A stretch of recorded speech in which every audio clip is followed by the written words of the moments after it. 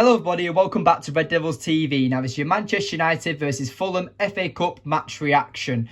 And the scoreline, 3-1. Good job Manchester United, we're on to Wembley. Brilliant news.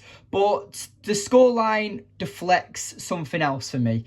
And if you haven't watched the game and you look at that scoreline, you'd be like, oh, Manchester United must have dominated. We must have been the much better side. No. Fulham were the better side. I'll admit that. I will admit that as a non-biased Manchester United fan, that Fulham were the better team today. They were better in the press. They were better in the midfield. Our midfield got ran riot before the sending offs. And if you don't know what happened, you must be living under a rock. But what happened was Fulham were the better side. First half was pretty much how I explained in my preview how it was going to go. That it was going to be end-to-end. It was going to be a tough battle. United needed to exploit them wider areas because of how centrally Fulham's press actually is. But what happened? It was just end-to-end. Nothing happened. And that's all you need to talk about the first half. Nothing really happened. David De Gea makes a few good saves, and you know there's quite a few average performances from around the pitch. But apart from that, there's not much to talk about from the first half. But the second half is when the game came to life. The second half, Fulham score first. They score from a good corner. No one's marking Mitrovic, and it's 1-0 down to it was 1-0 down, 1-0 up for Fulham, should I say? And to be fair, I look at our players as soon as that goal went in. And I think, you've got no fight in you. You actually can't win this game because unless you get a moment where you score a 30-yard screamer or you get a lucky counter-attacking goal, we're not going to win this game. We need a miracle to happen to win this game. And thankfully, God shines above us. Thankfully, the VAR actually saves Manchester United for once instead of sending Casemiro off all the time. But, you know, it's one of them. It's seriously one of them. It's a clear-cut red card that the VAR cannot overturn. They have to give that a red card. So I'm actually not seeing any Fulham fans on social media talking about how that's not a red card, about how Willian can't do anything. It was a clear red card. It was a clear stopping goal-scoring opportunity. And therefore, it's a red card. So if Willian handballs it, red card, it's down to 10 men for Fulham. Wrong. Fulham then lose their heads completely because they just shows that they are not a competent team who are used to challenging for titles or trophies, and their inexperience cost them today. Mitrovic completely lost his head. Well, it wasn't a massive push, but he shoves the referee, which causes him to get a red card. And there's just no need to do that. And I'm a Manchester United fan, and even I'm saying that. Mitrovic doesn't need to do that, and that's what loses Fulham the game. And you know what? I'm singing and dancing from it because United are now on to Wembley. We've drawn Brighton as well. Manchester City have drawn Sheffield United. So hopefully we can get past Brighton because Brighton, again, is a tough side and it will be a very tough game, that. But at the end of the day, we've just got to look at it as you can only beat what's in front of you. Manchester United, throughout this season under Erik ten Hag, have won games where we should have lost or drawn, and we've somehow scraped the win. And that game today reminds me of that. We've scraped the win. We didn't look like we were going to win it after half-time. We didn't look like we were going to win it 60 minutes into the game. But thankfully, luck was on our side and we capitalised from it. But I'll give a match reaction. I'm doing my match ratings. So for me, David De Gea gets a 7.5. Obviously, he can't really do much on the goal. Defenders should be marking Mitrovic a lot more tighter. He was pretty much a free man just running through the box. He ran away from his man. I think it was Luke Shaw marking Mitrovic. And Mitrovic just runs away from him and gets their header on the ball. And we're 1-0 down. But for me, apart from that, David De Gea makes 3 crucial saves that could have lost us the game. And again, this is what I want to talk about David De Gea. He's a very important player for Manchester United and he has a massive agenda against him. But for me, I see him as the right man to take Manchester United to the top and win a title. Some people disagree. I do think he has flaws. I do think that David De Gea is a brilliant goalkeeper, but his ability with distribution is questionable. Same with his ability on saving low-driven crosses or coming out for crosses. It's one of them for David De Gea, but I think he's an absolute brilliant goalkeeper and he did well today. So for me, he gets a 7.5. Wan-Bissaka, I'm going to give a 6.5. I'd say just above average, because once Harry Maguire got that yellow card, Wan-Bissaka then refused to go forward. And I don't know if you noticed that, but for me, Wan-Bissaka looked like he was very limited on what he could do, because it just feels like he couldn't trust Maguire. He couldn't lead forward. He couldn't run forward because he knows that if he doesn't get back in time, Maguire just isn't it. That's all you've got to say. Maguire just isn't it. And that's what cost Wan-Bissaka, and he didn't play that well today. Maguire, I'm going to give him a 5. I'm going to be nice, to be honest. I would give him a 5. I'd say below average. And I wouldn't say he cost us, but again, much like the Real Betis game, sloppy in possession, taking too many touches, slowing the game down. And it just wasn't good enough from Maguire again today. And and I want every United player to do well, but Maguire makes it really hard to find cases to actually support him and back him, because what he does just frustrates the life out of me. But Martinez, the butcher, I'm going to give him an 8. I'd say contender for man of the match. He was absolutely brilliant today. And for me, Martinez would have actually been better as a solo centre-back than with Maguire. And you might be thinking, that's an outrageous claim. But honestly, much like the Real Betis game, Maguire, when defending, the strikers target Maguire and Martinez can't see where the attackers are coming from. And then they'll run past Maguire with ease. And then Martinez is having to make last-stop tackles, like last-ditch tackles, to save us conceding a goal. And you wonder why Martinez lost his shit with Maguire. Or in the Real Betis game, where he's just shouting at him, you should be there, you should be there. Martinez is a true leader, he's a true winner. He's already won more than what Maguire's won in his career. And it just shows that who's the actual leader in that centre-back pairing. Yes, Varane and Martinez is the normal duo and the normal partnership. But when Martinez has to deal with a player like Maguire, it just shows that who's the leader. It doesn't matter if you wear an armband. It actually matters. Like, the armband doesn't actually say what you actually are. You could be a World War II veteran, and I don't know. That's probably a bad comparison. I don't really know, but do you know what I mean? Like, I'm trying to say, like, Maguire, he might have the armband captain, but he's not a captain, and we know this. But for me, Martinez gets an 8 out of 10. Luke Shaw, for me, gets a 6. I felt like it was a bit of a poor performance from Luke Shaw today. But I wouldn't say poor, but I'd say an average performance. He didn't look up to scratch.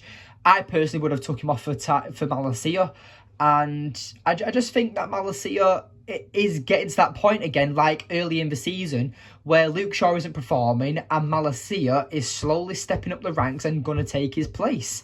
And I think it's a matter of time. If Luke Shaw has another 2 games like that, I'm afraid he's going to have to be out and Malacia will step in, because Erik ten Hag cannot afford to keep playing Luke Shaw in the form he's in. He's not up to scratches. He's not doing that well. So for me, Malacia will be stepping up soon if Shaw keeps performing like he did today. McTominay, I'm going to give a 5 as well, much like Maguire. I just felt like that them 2 players are a big weakness in our squad. Yes, I really rate McTominay, but well, do I rate McTominay? Not really. I do think he's one of the players that needs to be sold in the summer. But he's just not good enough. That's it. I'm not saying he's not a good player, because he would probably be brilliant for a mid-table team. But for a team that's meant to be challenging for titles, we say this, but look at where we were a year ago. We were absolutely crap a year ago. And yes, McTominay is probably one of them players who does need to go, much like a lot of players need to go. But we shouldn't be challenging for titles right now, considering where we were last season. But it's the Erik ten Hag effect. It's the Erik ten Hag effect where he gives us confidence and he makes us believe. And he completely changes our mindset and believes we're winners again. Because we've already won a Carabao Cup. And we've progressed to the semi-finals now of the FA Cup. We're going into the quarterfinals of the Europa League soon. So, you know, we just have to look at it of what Erik ten Hag has done. But for me, McTominay just wasn't good enough today. The sideways passes, and he was played today for the Casemiro role, right? And I looked, and every time he received the ball, he wasn't tracking back to help out the defenders, to be that extra man for them to pass to. As soon as he got the ball, he was already on the half turn trying to run forward. And I've admitted on this channel, McTominay is not a holding defensive midfielder. He is a box-to-box midfielder. He was a striker in our youth academy, for God's sake. So clearly he wasn't good enough to be a striker. But because he's tall and physical, we've been moved him into midfield. But he still hasn't mastered that position yet. So putting him in a vital position is suicide almost. And I feel sorry for McTominay, but I do think he's one of them players that does have to go. But he just wasn't good enough today. So for me, he gets a 5 out of 10. Sabitzer, I'm going to give Sabitzer a 7. I mean, he gets his first goal for Manchester United. He was absolutely brilliant. And yeah, I just felt like he was pressing forward. He was doing really well. And he gets the goal. He gets his first goal in a Manchester United shirt. And it's just good to see. So for me, Sabitzer did well today. He gets a 7 out of 10 from me. Bruno Fernandes, my man of the match. I mean, I'm going to give him an 8.5. I just felt like Bruno was brilliant today. I think he doesn't get enough credit. I think the fact that fans say that every game that Bruno plays, oh, Bruno needs to have a good game today. Bruno needs to have a good game today. You don't think Bruno needs to have a good game today? Bruno's been playing a bit poor recently. What can you expect? You expect him to score a hat-trick like Erling Haaland playing against Burnley and RB Leipzig in one of the most attacking teams in the world? No. Bruno Fernandes is the most important player at Manchester United, joint with Casemiro, and I will stand by that because the man has played the most footballing minutes in Europe this season, more than any goalkeeper, more than any player. He is running riot. He's being run into the ground, and people saying that he's not performing well. He's playing every single game. Bruno Fernandes is exhausted, and hopefully he has a little bit of rest in international break and he does get rotated because he deserves a rest. And I just feel like that Bruno doesn't get enough credit he deserves. He scores 2 goals today as well. He just scores the decisive penalty to get the equaliser. And the cherry on the top of the cake just absolutely rifles it into the side netting to make it 3-1. It was a brilliant performance for Bruno Fernandes today. Plus, when Scott McTominay went off, he went into holding midfielder role, a position he's hardly played in. But guess what? He's a real captain. He takes it for the team and he shows that why he's the actual leader of this dressing room. And he's just like, okay, I hardly play CDM, but I've got to do it. I've got to do it for the team. Here we go. Let's see what I can do. He has faith in himself. And yes, people are like, oh, Bruno goes down too easily. He's petulant. He's a moaner. Who fucking cares? Bruno is a proper good footballer and doesn't get enough credit in my opinion. Jadon Sancho, I'm going to give a 6.5. I felt like he wasn't up to the races today. And yes, Sancho does get that penalty for us. He does get that sending off for Willian. But at the end of the day, apart from that, what happens, and my frustration is with Jadon Sancho, is that he should have scored that goal first time. As soon as he round the keeper, slap it in with that left foot, and it's a goal number 1-1. Yes, Fulham don't get red cards at that point, but it's the principle. Like, what happened for Jadon Sancho today was the best possible outcome. He misses the target. Well, he doesn't miss the target, but he misses the goal, and it comes the best possible outcome. And like I've said, is that it was a clear red card for Willian. So yes, it should be 10 men down. But then Fulham, like Mitrovic, loses his head. The head coach, Marco Silva, loses his head. So that's not on Jadon Sancho's credibility. That's just the fact that Jadon Sancho wasn't confident enough in himself to do that shot first time. But thankfully, we win the game. But it's like I've said, if it just looks like Manchester United weren't creating anything until like Anthony came on. And I'm just saying that in that last half an hour of the game, Manchester United looked like they were out of the game. We looked like we were going to lose it. So for me, Jadon Sancho does get a 6.5 out of 10 for me. He did well. I wouldn't say he did well. I mean, he is still coming back after 3 months being off, but there shouldn't be any sympathy. He doesn't run at defenders. He's very frustrating, and if you're a player that doesn't run at defenders, you need to have pure technical ability. And Jadon Sancho does, but right now he's locked up in chains. He's having to drag an anchor across the floor. That's the way it feels, because it feels like he's got weight on his shoulders. It feels like Jadon Sancho is not a burden to Manchester United, but it just feels like it feels like Marcus Rashford was last season, where he doesn't love the game. He doesn't actually want to play. It just seems like he's stuck at the moment and he's trying to find himself. He's trying to find his way back into that United team and find the Jadon Sancho of Dortmund. But Marcus Rashford, I'm not going to give Marcus Rashford any scrutiny, but I am going to give him a 6.5. He didn't do much today, and he was kept quiet. So that doesn't mean it's a bad performance from Marcus Rashford, but when he's been in the form of his life recently, he's not going to score every single game. But some fans seem to think that when Marcus Rashford doesn't score, he has a bad game. Like, we still score 3 goals today. Yes, like, Marcus Rashford's been our main talisman today. This season, should I say. But doesn't mean he's going to score every single goal. So yes, for me, Marcus Rashford gets a 6.5 out of 10. And I just felt like he wasn't involved in the game much today. Obviously, he went off, obviously, to be rested, I think. Or Erik ten Hag just took him off just to avoid injury, maybe. I'm not too sure. I'm not Erik ten Hag. And Weghorst, I'm also going to give a 6.5 too. I think it was above average. He was brilliant with the press, as always.